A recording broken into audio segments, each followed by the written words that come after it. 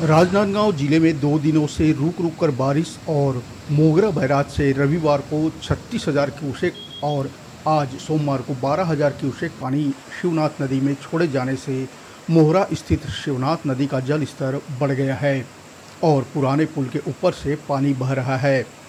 तट किनारे बसे गांवों में एहतियातन तौर पर सजग रहने के लिए मुनादी भी कराई गई है।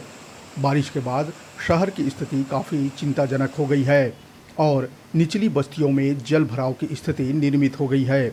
इस तरह बसंतपुर स्थित जिला अस्पताल में बारिश का पानी घुटनों तक भर गया है, जिससे मरीजों और अस्पताल स्टाफ को परेशानियों का सामना करना पड़ रहा है। अस्पताल में स्थित जन औषधि केंद्र में पानी भर जाने से औषधि केंद्र बंद रहे, मरीजों के बेड तक पानी भर गया। इसी जल भराव के चलते आईसीयू और माइनर ओटी पूरी तरह प्रभावित रहा। अस्पताल में प्रतिवर्ष इस तरह का आलम हो जाता है, लेकिन ड्रेनेज सिस्टम को आज तक ठीक करने का प्रयास नहीं किया गया है। राजनांदगांव जिले में अभी तक 6 इंच बारिश रिकॉर्ड की गई है।